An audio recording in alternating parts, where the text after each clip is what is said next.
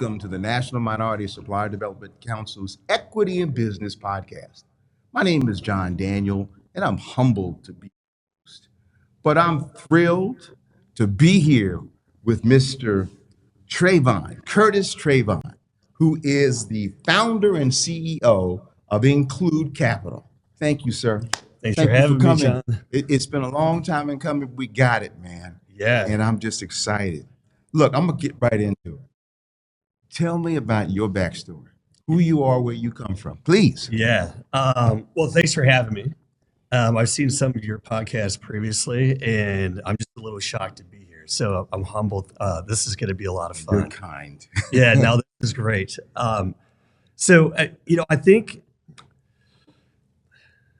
today we're always a collection of our past stories, and I think now that I'm in my 40s, I have some gray hair on my head.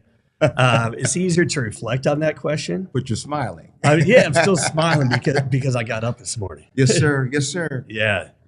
And, I'm in humble roots from the tiny farm town back in Michigan. And that drove a little bit about who I am today, but it really comes down to my parents and my grandparents.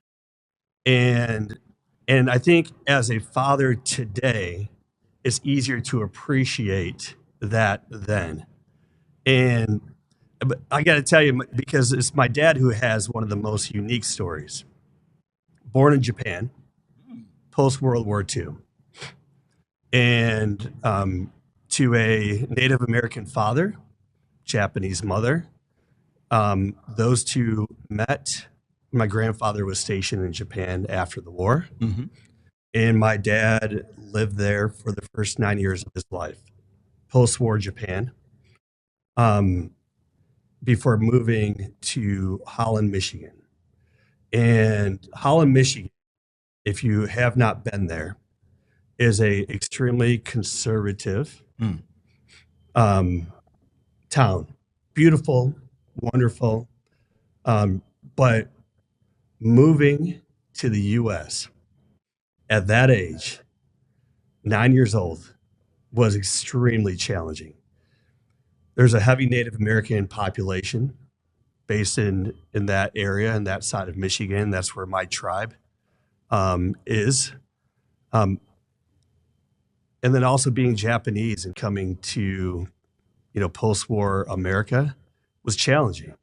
And these are things you don't fully appreciate until your parents and your family are ready to actually start talking about that, which is generally not as a kid, but as he gets older and get to better appreciate his upbringing. And I use this term a lot of him being able to break the cycle. He was the first in his family to go to college. And he stressed that was going to be true for my brothers and I. Yes. And but the other interesting aspect of this, and this is a story that I heard as an adult, was how he and my mother came to be, and the challenges that created. My mother, she's white from the Metro Detroit area. And her parents were adamantly against her dating somebody who was Native American and Japanese. Hated it. It was a twofer, huh? Yeah. It hated Wow. it. And what happened was the first time that they met my dad's parents, Yeah. they fell in love. And I think there's a lesson there. It's easy to judge from the outside. Yes. But once you get people together, you realize there's more in common than not. And I think that is why I had some opportunities that I had, because they went through some struggles to ensure that was true. It's interesting. There's a difference between to get married and being married. Yeah. And it sounds like there was strength in that marriage that was even bigger than their falling in love. Yeah. Because they had to go through obstacles. Yeah. So I love you, man. Take your time. Take your time. You got my ears. Yeah. So, what was interesting is, and we're going to keep this light.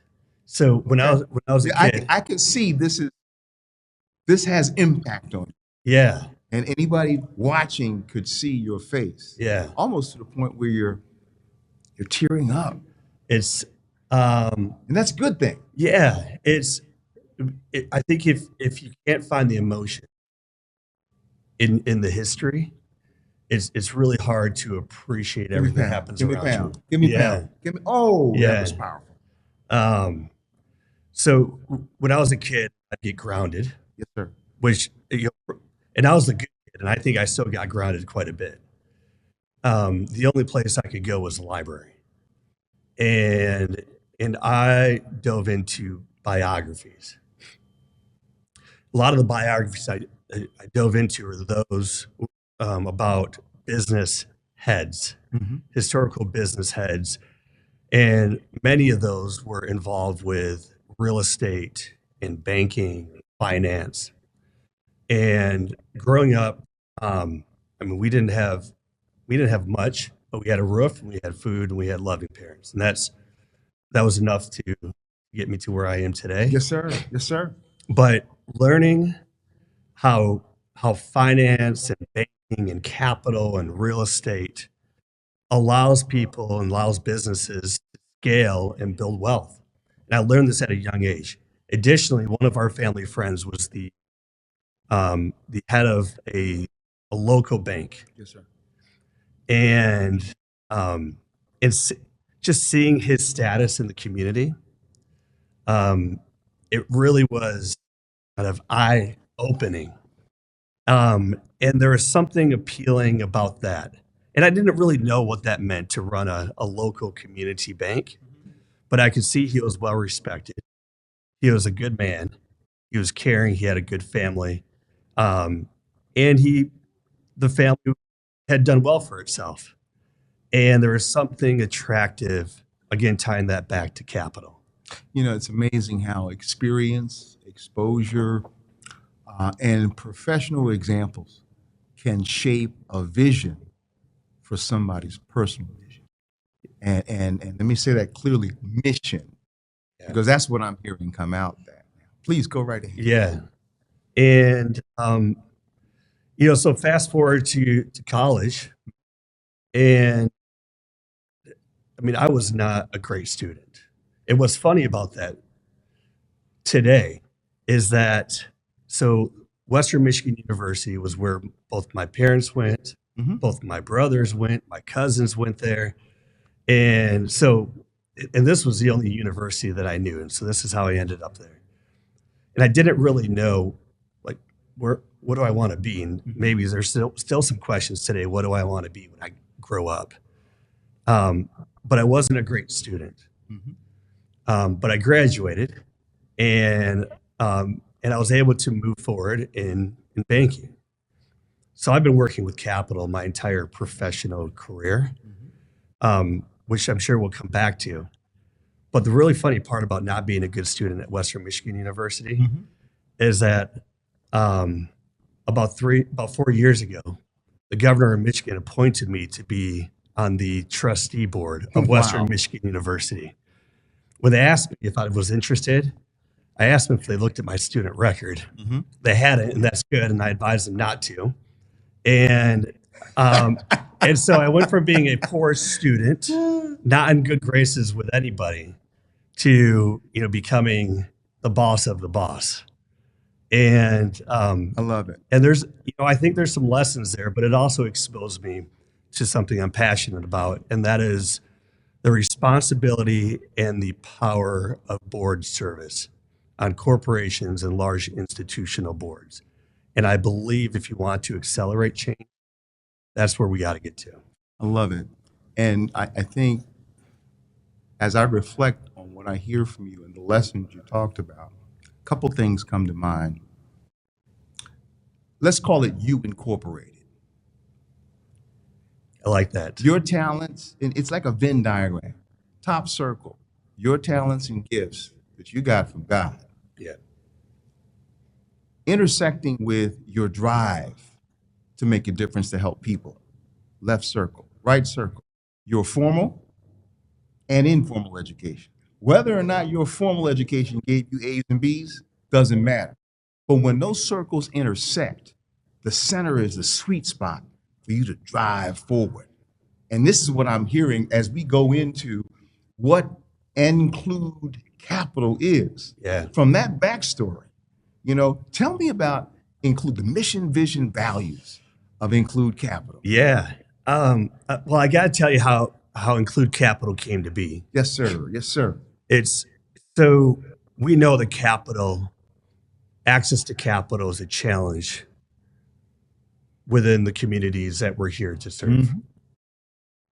And I've been advantaged to work with capital my entire career on both the institutional side, but also on the entrepreneurial side, serving my Indian tribe.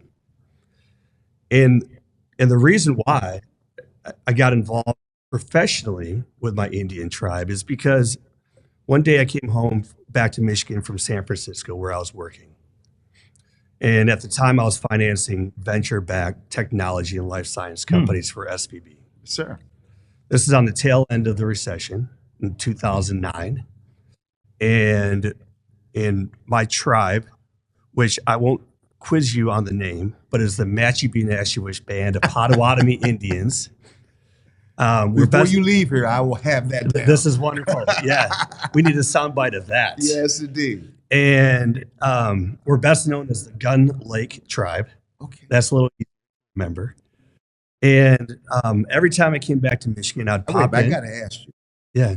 What's the ethos of the Gun Lake tribe? So we are located near Gun Lake, which is a beautiful lake based in West Michigan. I got you. Yeah. I got you. Yep.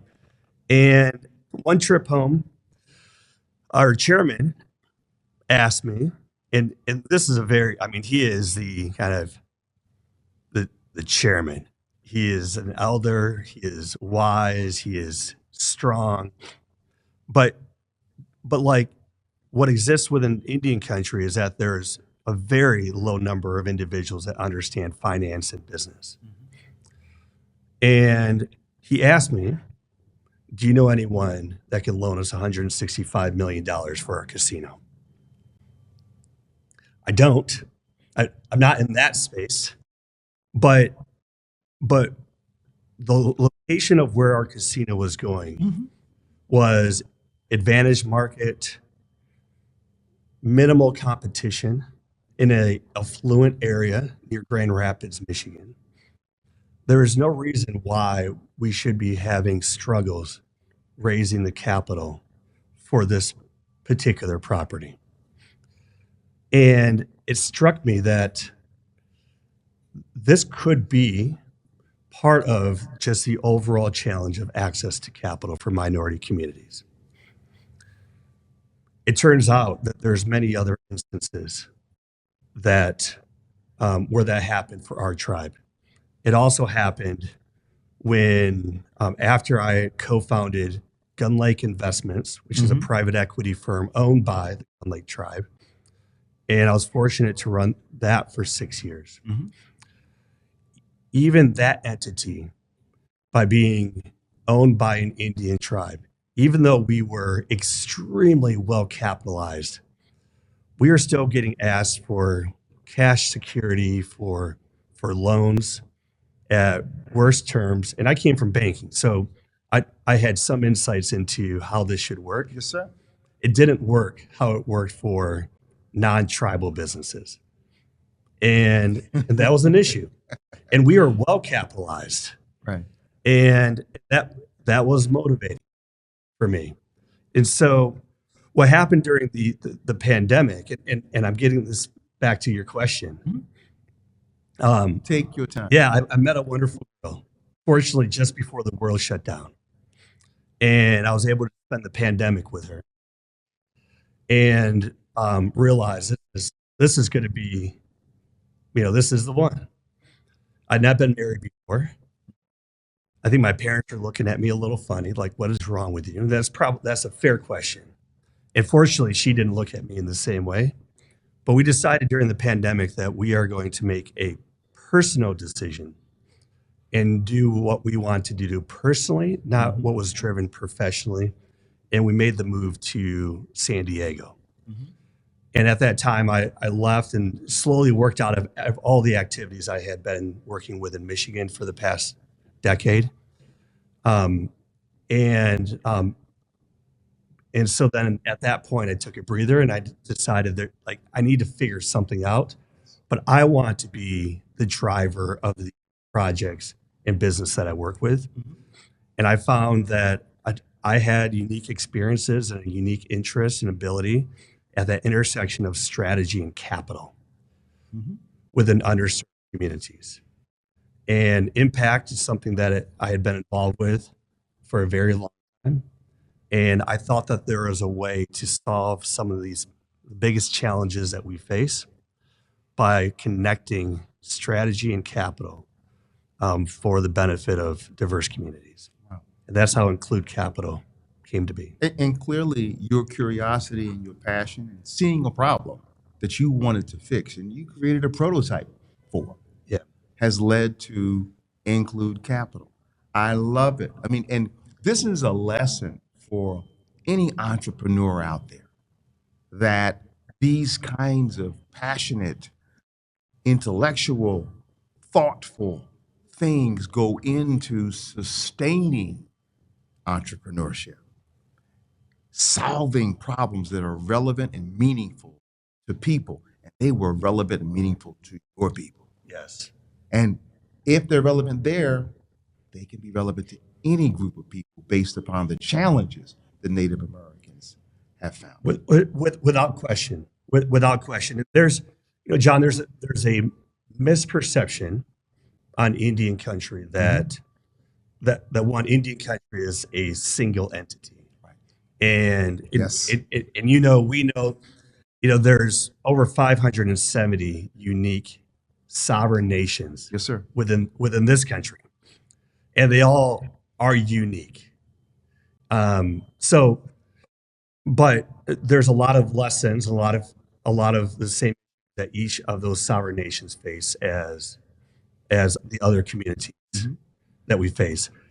The other misperception is that all tribes have very successful casinos. Yes, sir. And and I estimate that only about a quarter of the tribes have casinos, and about a quarter of those are in that realm of very successful. You have to think about the geography and what allows casinos to flourish. You have to be in an advantaged geography. Mm-hmm. Think about the history of tribes and the federal government. The goal was to push them to the least desirable geographies in this country. And so not every tribe has a successful gaming enterprise. But what we're also seeing today is that not every tribe needs to have a successful gaming enterprise to generate wealth.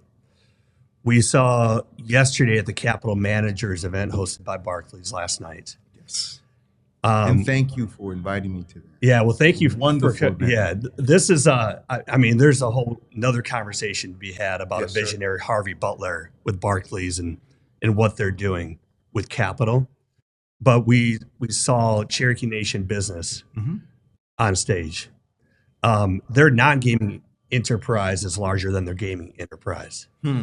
That's exciting. Yes. To me. The Gun Lake tribe, we also are following that path as well. So I just took us down a tangent on Indian country, but I want to, Worthy. I mean, this is the heart, head, and habits of who you are. Yes. And I think it gives us the backstory that's very, very important. And there's no rush here. Yeah. So when you're ready to talk more about mission, vision, values, you do it. But if you have more to say, we want to hear it. Well, I guess I'll just end that with, I felt like the lessons that I learned before professionally entering Indian country on the capital side, how we connected capital with strategy and operations and people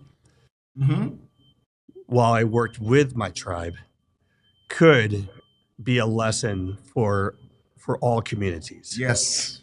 And it felt like the opportunity was too great not to take advantage of what I learned within Indian country to continue benefiting Indian country, but also other communities that struggle with access to capital. Mhm. And I think that's just the whole premise. But at the end of the day, this is about people. And where I really connect with the NMSDC is on creating multi-generational wealth in communities of color. And if I can have some hand in helping to increase that, that's for me, that's success. Outstanding. Yeah. Um, so, so you've been involved with the National Minority Supply Development Council for some time. Tell us about that, and we'll dovetail back to what has emerged with Include. Yeah. So I mentioned, my move to San Diego, and I took about a year off. I needed just a breather. Yes, sir. We took our tribe from an economic standpoint from nothing in 2011 to in the billions today. It was a lot of elements of a family business, and it was exhausting, exhilarating, rewarding. But I was ready to take some time off and just take a breath. And then I saw a job posting. They're looking for a consultant with a capital background, an entrepreneurial background. And this is the council, right? Yeah, the NMSDC. And I looked at it, and I told my wife, and I laughed a little bit because what they're looking for, if you are a good investor, Yes. if you have success there, it is challenging to convince that individual to go and work for a nonprofit. Right. And I'm like, they're not going to find this person. A few months later, when I started to worry that maybe my wife was starting to think that she married a deadbeat because I was still in my breather, I thought, man, maybe that is me. And I sent in a message, and I think 2 days later, I was on the phone with Ying, and we just had good chemistry. We are aligned with what I believed that capital could do for the ecosystem, with her believing that that was also true, but knowing that she needed the right people in order to make that happen. And so that was my first that's how I got connected with the NMSDC. But prior to that, when I was at Gun Lake Investments, I did learn about the benefits of the ecosystem that the NMSDC and the regional affiliates create. Our firm was based in Michigan. The MMSDC is a really strong council based in Michigan, based, very heavily involved with the automotive sector. And we could see the connections that the NMSDC and the councils could make. Please share the name of the Michigan Council.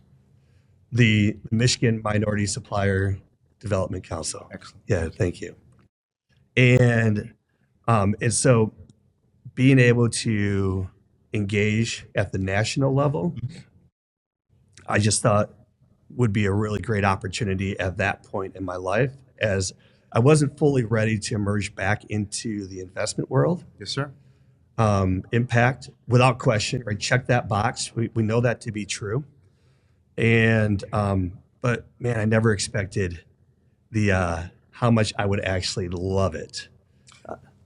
Kurtis, this is one of the most interesting interviews. You're just saying that. No. See, at the end of the day, and we talked about this earlier, emotions can be energy.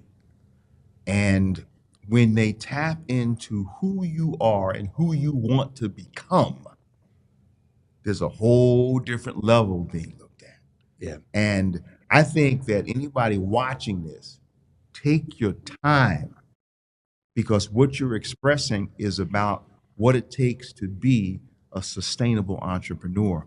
And as much as that is good, a real good person, Thank you. So, Thank you. sir, I just appreciate where you're going with this. I'm gonna stop right now, shake your hand. Thank you very much. But look, go right ahead, take your time.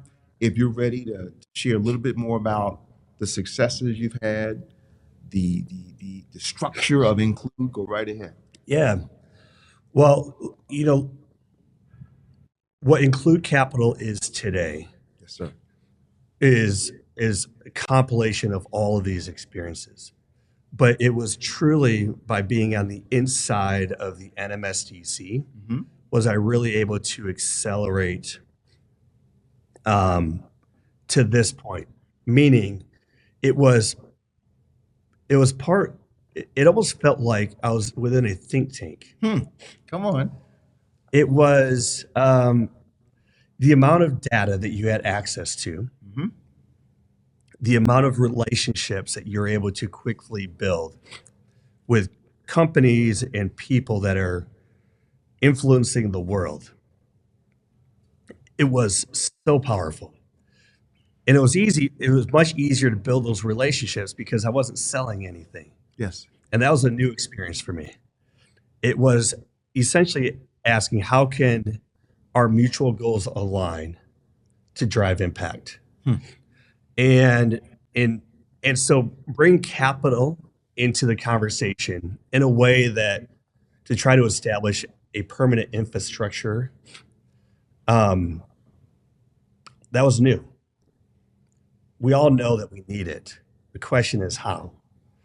And this is where my relationship with Harvey Butler at Barclays started. The Capital Managers Program came from an idea from Harvey. He convinced his boss to provide a gift of $100,000 to the NMSDC to pilot this idea, not knowing where it's going to go. Yes, sir. And so that's where we started. Is how do we actually do something with these dollars? And then it started dawning on me when I was on the inside. A lot of the people and the players and the answers are in place. You got to connect the dots. And we connected on this the other day. Yeah. The NMSDC also created another asset called the C-Suite Advisory Committee. Yes. And that was 25 chief procurement officers of Fortune 500 companies that are leaning in and saying, we want to do more, and we think collectively we can do more. And when I found out about this, it was just light bulbs and fireworks. It was, if we can connect capital with corporation intelligence, and we can bring that together, we can help de-risk investment. Yes. And we can accelerate growth. I love it. And this is helping to activate what corporations are already doing. They're devoting their time and energy. Without question, they are also providing sponsorships and philanthropy and grants, and that part is important. But it's that intelligence piece. And how do we get from their heads to someplace that is actionable? And who's motivated to do that? The capital ecosystem. And as we can bring those things together, we stimulate more capital flowing into the MBE ecosystem. So it's about connecting the pieces that were already there. This was the advantage for me is that I'm standing on the shoulders of giants. Yes, sir. There's these things that I'm doing today. I don't know that I'm not creating these things. I'm starting to help pull it together. Again, the intersection of strategy and capital. Jim Lowry, Harvey Butler, Shelley Stewart. I mean, right. I mean, we could go on and on and on. Even, Monica from Capital last night. Yes. She gave me kind of this framework of the BDR triad when I first started working with the NMSDC. And that's essentially describing what I just mentioned, is how do we pull these different parties together? And then, and we started to see some excitement around that. You know, the concepts from the $1 Billion Roundtable, and Monica was one of the founders, Yeah. really speak to helping suppliers scale to be able to convert an old manufacturing plant to become an entrepreneurial incubator and to look at divestment. So if a company wants to break something off, if the suppliers collectively, those underserved suppliers, the minority suppliers, can do something with that opportunity. Everything you said requires capital. That's right. That's right. I mean, you're spot on. But in capital in itself is not a strategy. It's a tool. It's a lever. Whoa. The organizations have to be prepared to be able to utilize capital. So you're also talking about changing a mindset Uh, of corporations who need to have the de-risked opportunity, but also understand the value of how their ROI can go up with a bigger pie. That's without question. We have to increase the possibilities. And if you can't see it, you don't know it. We know that from education. There's something we talked a lot about at Western Michigan University. And I'll try not to digress too much, but this is a relatable point. Take your In time. Kalamazoo, Michigan, there was a group of anonymous donors that created the Kalamazoo Promise. Yes, sir. We hear a lot of fill in the blank promise today. Kalamazoo was the first. And they wanted to make sure that all students that went through the Kalamazoo public school system were able to go to college for free. Mm-hmm. And what they learned after a few years of studying the data is that they weren't getting the impact that they thought that they would. Mm-hmm. We know that the cost of education is a barrier for most families. And but what they also validated is that was not the only barrier. And what they believed to be true was the missing piece is that the young students in elementary and middle school weren't able to visualize themselves going to college. And so the universities and the organization increased that activity to be able to help students imagine new possibilities. Wow. And that changed the game. And I don't know how many promises that we heard in this country today, but that number continues to go higher and higher. You have to be able to visualize the possibilities. And if you ask an entrepreneur, what are your personal goals?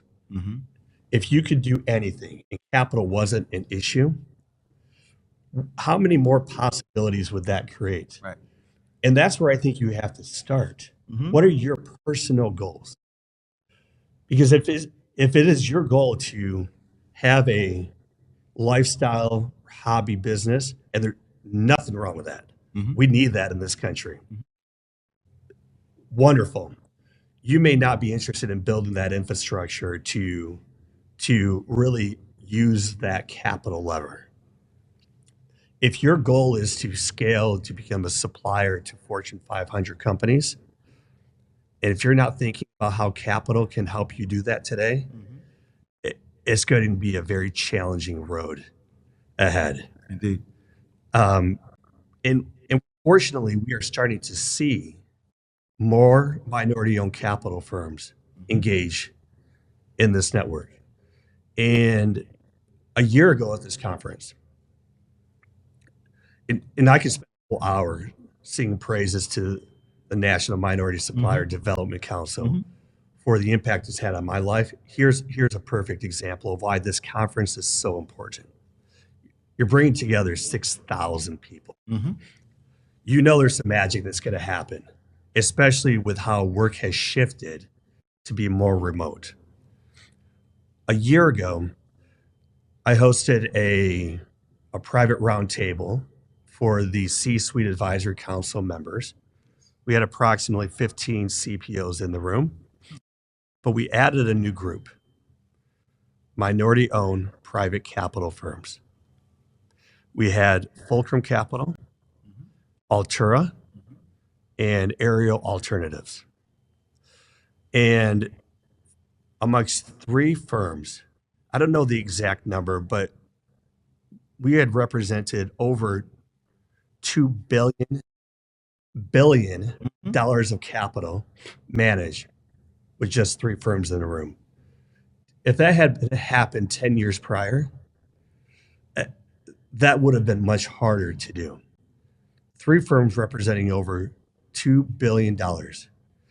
And this is the first time that I saw and experienced capital firms coming together with chief procurement officers. And the amount of education that went both ways, that it created magic. It created magic in the room. In realizing that they both shared their most important goal. And that was identifying, and growing minority-owned suppliers. Understood. And what happened is I walked out of that room, and the co-founder of Fulcrum Funds, Ben Carson Jr., pulled me aside. He's like, "That was amazing." And I said, "How do we do more of that?" He goes, "How do I get you on my team?" And at that point, I was starting to get ready to get back into the investment world. I feel like that is kind of naturally who I am. And today, half of my time is spent as an operating partner with Fulcrum Funds. Wow. That is the connections that are happening at the NMSDC, at this conference. If you are intentional about it, if you know what your value proposition is, if you have a strategy to deliver that, and that is from an individual or from a company. But if you don't have those things, you got to think really hard about how am I going to deliver value to somebody else? If you go in with that mindset, you can't go in with how am I going to get value for myself? Right. How am I delivering value to somebody else? That's going to allow you to create those types of connections. That's typically the operative word. What is your personal value? How can you deliver it, as you said? And how can you amplify it? Yes. You got it. You got it. I mean, You got John, you know that I love using this word amplify. it. Mhm.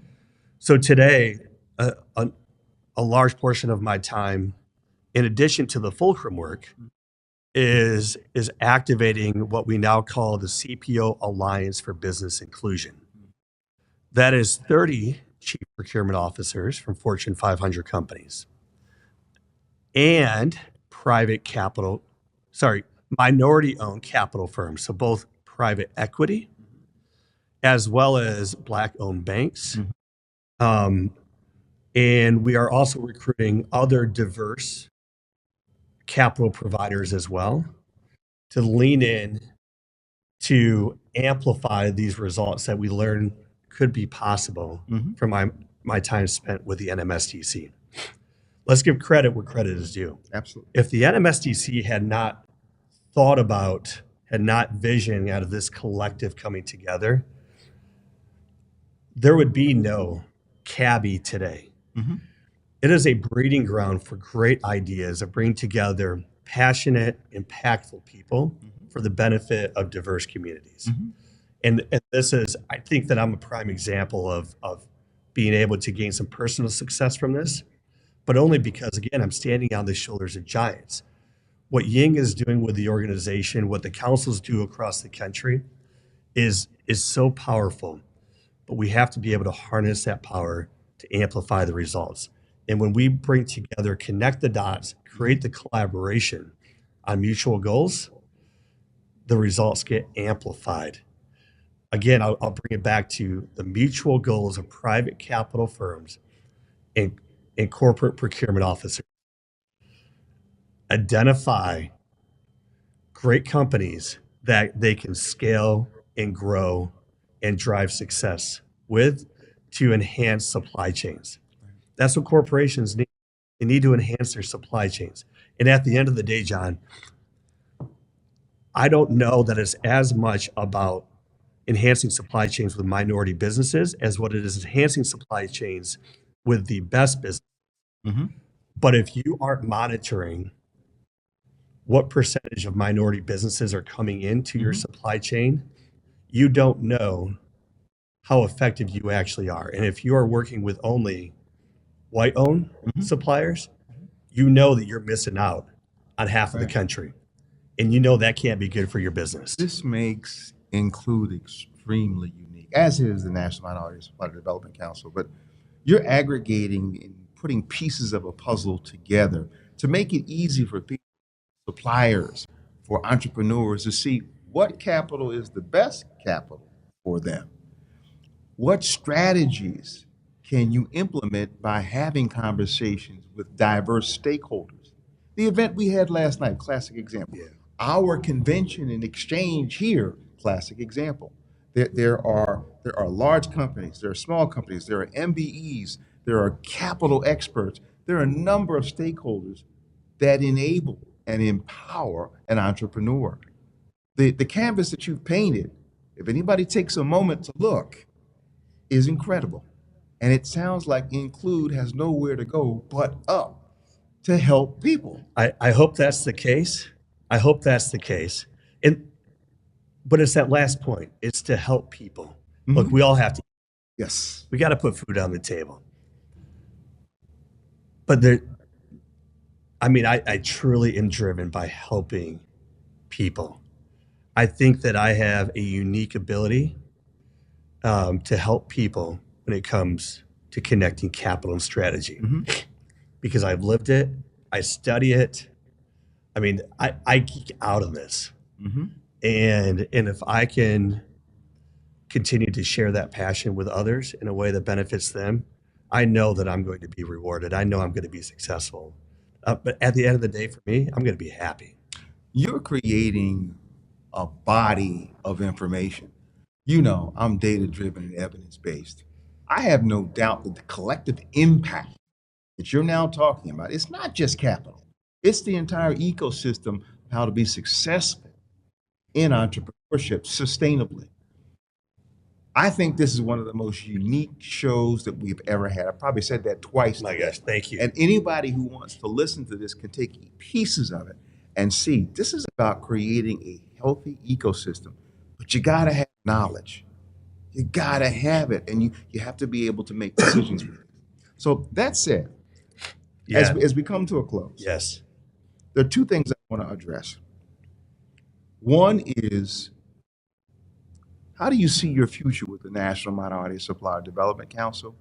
Now, I'll just tell you the second now. If there's anything we missed that you need to say, I will be remiss in not asking. Yeah, thank But whichever one you want to take first is fine with me. you. Well, I know with this organization, it's Hotel California. You can't ever leave. My favorite song. And Ying told me that on the way in. The executive team told me that. When my wife sees this, she's going to say, I like him. Yeah, I can't wait to meet her. Oh, yeah, let's get along well. And I want to meet your wife too. But go ahead, I'm listening, man. Yeah. You can see this is about family, folks. It is. This is why we do it, right? Yeah. It's about it. You have to be happy personally in order to ensure that your family is happy. And if anything, maybe to a lot of the young entrepreneurs, is really know what drives you. Oh. It's really easy for me to say this, being 46 years old today and having some success in my life. But I heard it when I was 21. I heard it when I was 18. I heard it when I was 30. Know what drives you and makes you happy. Worry about the money second. It's a little more challenging when you're young and you're thinking about where's that next paycheck coming from. But the more that you can do that, the faster that you are going to be successful and be happy. Coming back to the council, I am on standby to help the council out wherever I can. But I know that there's still a unique ability that I can share with the council when it comes to capital. Yes, sir. Another activity that I'm working on that we just presented a week ago was I'm delivering a 10-part webinar series to Corporate Plus members on how capital and strategy can come together. And this came out of an MOU that was signed with Fulcrum Funds a year ago, where Fulcrum committed up to $50 million of investment capital targeting Corporate Plus members, but also providing educational and capacity building programming to help expand the possibilities, help expand the lens, the vision of what could be possible. And I'm excited to finally be activating that today because we have to educate. Look, I'm a dork on capital. I am proud of that today. The business owners, the entrepreneurs, I mean, they geek out on their businesses. You can't expect to know your business and to know what the possibilities are with capital. But here's what I explained on the call. If you are of that size, if you are a Corporate Plus member, you're targeting large corporate customers, you need to consider how capital can help you scale, grow, and become more competitive. And here are some simple facts. And this is some of what I try to bring to the NMSDC to be data driven. That private equity is a growing force in this country. Today there is $3.9 trillion of capital that private equity is trying to deploy. Wow. That's $1 trillion. It's a lot of money.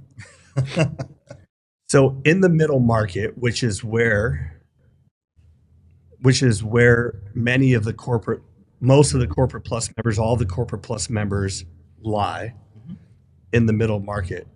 Private equity is continuing to increase their presence in the middle market space. Decades ago, it was large enterprise. Today, they're focused more on the middle market. In 2023, for the first time, more than half of all private equity transactions occurred in the middle market, 52%. So I think you have to pay attention to that. There's going to be estimated to be 3,400 acquisitions within the middle market space this year. Half of those are from non-private equity backed companies. So this isn't just private equity. This is the middle market in its entirety. But with the accelerated path of private equity into the middle market is forcing other companies to compete harder, smarter. And again, capital is not a strategy. Capital is a tool that helps to accelerate your strategy. But this is what also allows multi-generational wealth to be created. It also allows companies to better connect with Fortune 500 customers, because when you're well capitalized, better managed, and you're scalable, you're talking the language of Fortune 500 procurement. And that's where I want to continue to lean into the NMSDC and the ecosystem, because I don't know that there's a full appreciation yet for how private equity and capital within the middle market is changing the game. And the more that I can help lower the friction of minority-owned private capital firms to deploy capital into this ecosystem, the more successful I believe that we're all going to be. There's a delta, there's a change, a transformation going on with the capital world that you have underscored. And it's important that our viewers, entrepreneurs, MBEs seek you out on learning what this transformation is and how it relates and is relevant to how to, and this is the operative word for any of this, grow their business. Yes. And so I would urge our viewers, our MBE, the National Minority Supplier Development Council, really listen hard to this podcast, but don't stop there. You know, reach out to you. Do you want to leave some information for them to reach out? Yeah. Yes. Well, email is always great to get in touch with me. Okay. Go right ahead. Yeah. The email address, it's a long one. So have your pencils ready. And we'll do an underscore here. Wonderful. So that's no problem. Thank you.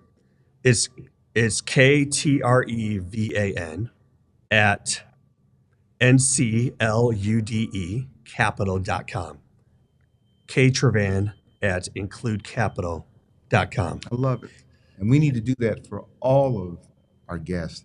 Is there anything else that you want to share that we haven't talked about that's really important?